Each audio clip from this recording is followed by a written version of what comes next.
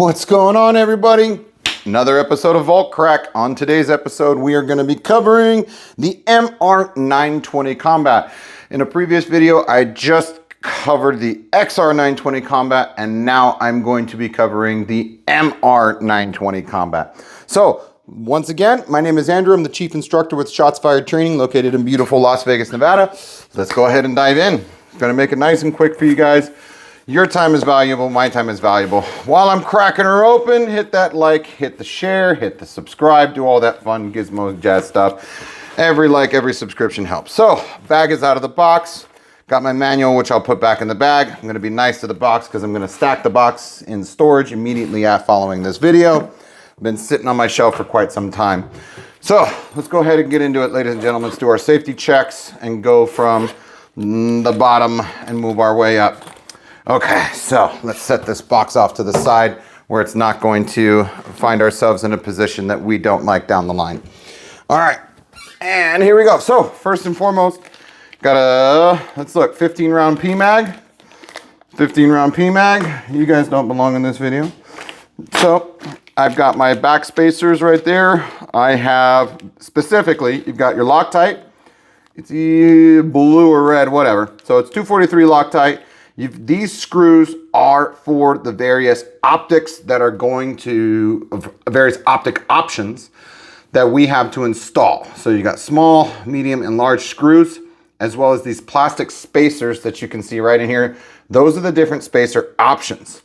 Very specifically, within your manual is a guide that if you ever have questions pertaining to which optic fits where, read the manual, you guys. No ifs, ands, or buts about it. Don't screw around. There you go right there. So Hollow Sun 407C, you need spacer A. And then it's going to show you what spacer A looks like. Follow the guide. Look, you want to F around and find out, be my guest. Read the damn manual. Moving along. Okay, so I got my Loctite. That's going to be set off to the side because I'm going to be keeping the gun out of the bag. Here's our spacers. So you have small, medium, and large when it comes to grips. You know what, for this particular gun, I might even leave that out of the bag for now, but we'll take care of it from there. And you got your lock. There's our paperweight. Normally I'd toss her, but again, it's going to stay in here for now. And here we go. Here we go. Here we go. And there she is, ladies and gentlemen. The MR920 Combat Safety Check.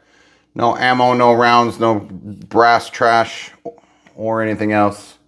Brass trash or grass. So stick your finger in there. Oh no, don't do that. Better a busted finger than anything else.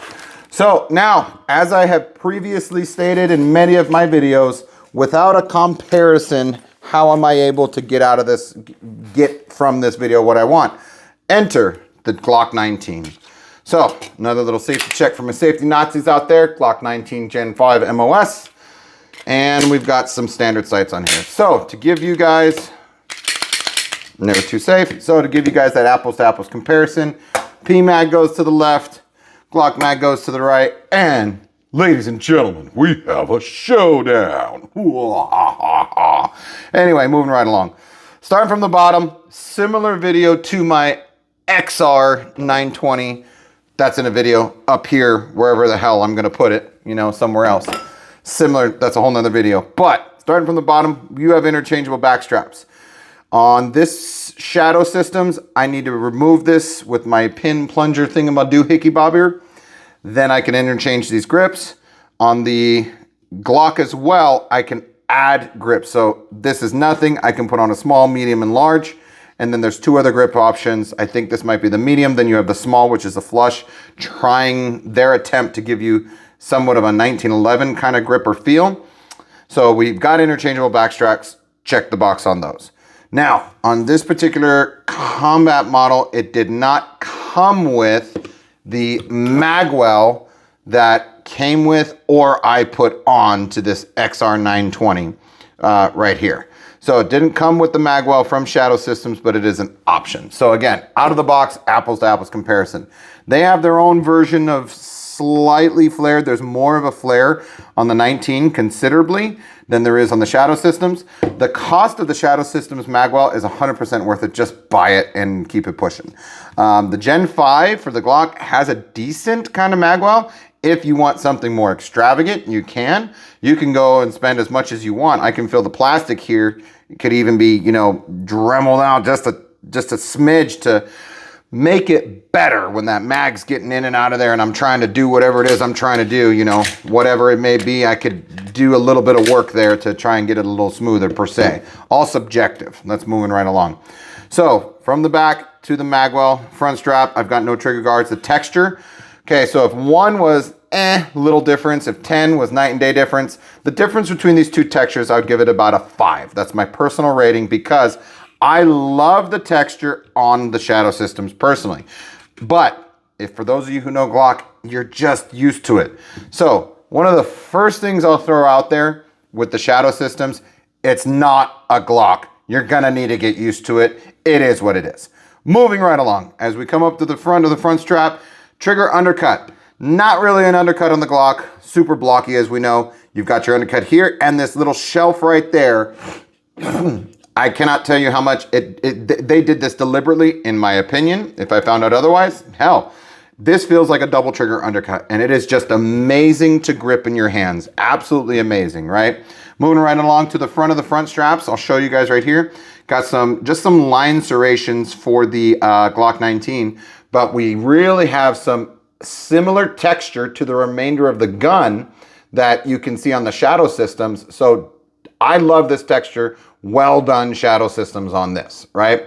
I've got my Picatinny rail, if you want to call it, for attack light, TLR7, TLR6, or TLR1 HL, on and on and on. All the optics in the universe. So I'm now at the front. Now let's go up to the front. I got my Picatinny rail. And let's move up to the slides themselves. Front slide serrations. This I've got PST or standard sights. The Shadow Systems Combat model automatically comes with a night sight. So point to the Shadow Systems, on and on and on. Coming back, let me lock the slide of the rear. You do have a spiral fluted barrel. Aesthetically, freaking awesome, looks cool. As I come further back, I've got some more texturing right here. Again, immediate showdown comparison. I love the texturing here, and more importantly, there is a shelf that I will pop out this handy dandy bad boy, 511's most tactical elite knife that has ever been created, for $20 at the 511 store. I bought like 60 of these. So that shelf right here on both sides is just amazing. I cannot emphasize enough being able to get my thumb right there and feel texture. I'm even able to push down on that shelf just a little bit as a reminder. And my finger up here, when I'm teaching, I don't allow students to have their finger on the trigger guard. I want it high and off the trigger until they intend to fire, third weapon safety rule. So that texture right there is an immediate tactile neural pathway strengthening reminder of where my finger is supposed to be. Moving right along from there, as I come back, okay, I do have the ambidextrous option for the slide stop, slide catch. Call it what you want, guys. Do you? Okay, so I do not have an ambi slide safety, slide catch, slide stop, whatever on the Shadow Systems. It does have it on the Glock. Point per se per Glock, right? Got it on that side. The takedown is very similar when it comes to disassembly. It's almost identical. As we move on to the back, the tang, aka beaver tail. The grip on the Glock is okay, satisfactory. But if you add these grips, you can bring this out a little bit. The Shadow Systems gives you that right from the get-go. The grip on this particular gun is significantly better, in my opinion, from a tang space comparison standpoint. In addition to just being able to hold on to the gun, I feel I'm getting a significantly better grip on this gun than I am per se the Glock. Now, caveat, their magazine, their slide stop right here, it is sharp. I was even looking into the potential of finding something aftermarket to cover that bad boy, or even cutting the sucker off, deburring it myself. But I hope that down the line Shadow Systems will realize, hey, that is really freaking sharp, and their slide stop is proprietary. You cannot interchange it. So if you ever wanted to purchase a gun and have all the options in the world with regards to trigger, magwells, sights, optics. If options is what you want, go with the Glock, because the aftermarket world for the Glock is so large and so voluminous, you couldn't even discuss it in a year's worth of series, different episodes. Now, price point for the Glock, anywhere from that high fives to high sixes out the door for the MOS model. And I've already got standard sights on there. So I would have to change the sights to suppressor height sights, lower 1/3 or absolute co-widths, and take it from there. On the shadow systems, this is the multi-model, so I can put a wide range of red dots on here, and these sights are already a lower 1/3 co-width for the Holosun 407 or 507C. So why do I recommend the shadow systems over the Glock? Application, application, application, application. In today's world, the answer I would say is yes. I would recommend the shadow systems over the Glock, provided you meet this criteria. You're gonna start shooting, and you're gonna shoot on a quarterly consecutive basis. If you're gonna shoot once every 6 months or once every year, it's gonna sit in the drawer and then you're done, save your money, go with the Glock, and just let it sit. Because if you don't use it, you lose it. This is an industry. This is a challenge. This is a sport. Whatever you want to call what this is awareness. This is training. And if in training, if you don't use it, you lose it. If you're just going to train once a month or whatever it is, save your money, go with the Glock. And it is what it is. But if you want to get better, if you that type of person says, I want to start somewhere, I want to get good, I want to get better, I want to do great, I'm going to grow, I'm going to advance, I'm going to move on. The shadow systems has a higher likelihood of enabling that success over the Glock.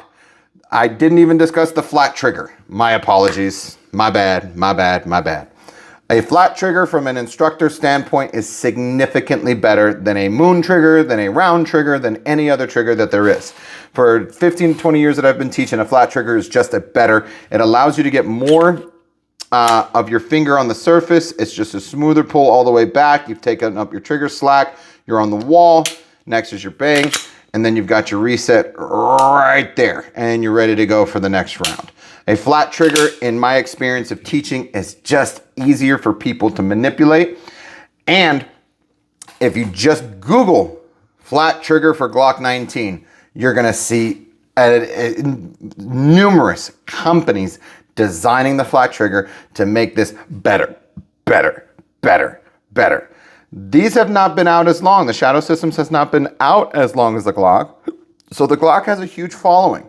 Now, if you're looking for something for home defense, you're just going to learn how to shoot real quick and then it's going to go in the box and that's the end of it. You're never going to do anything with it again. Well, the Glock is perfectly fine for you.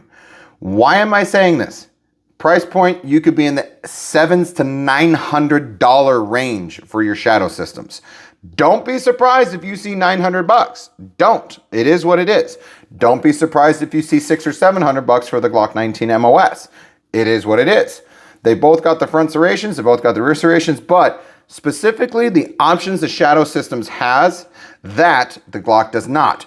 Undercut times 1 times 2. So I've got 2 undercuts if you want to call it. Let's just say that that's one feature.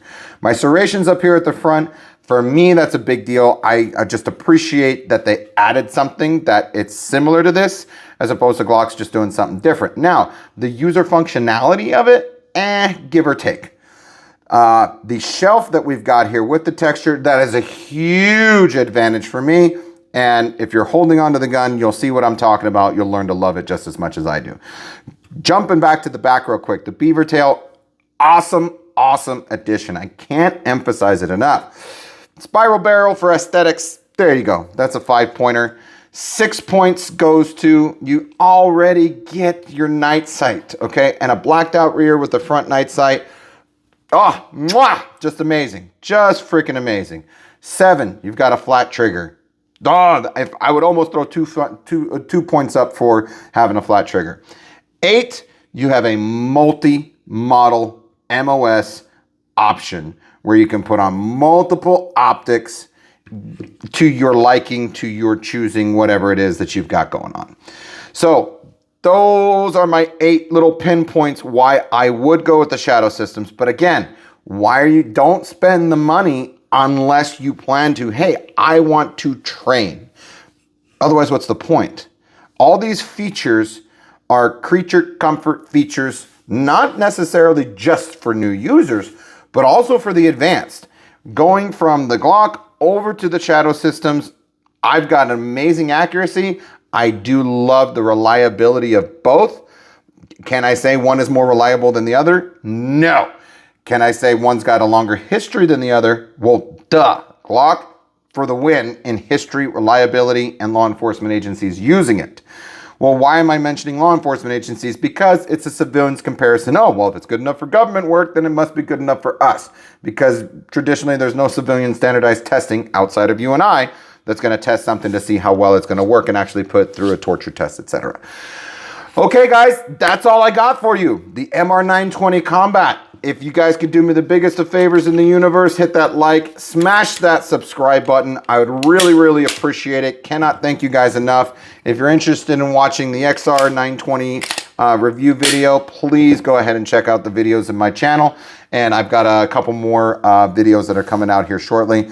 Till next time, guys, stay safe, carry safe, Semper Fi, and we'll see you on the next episode.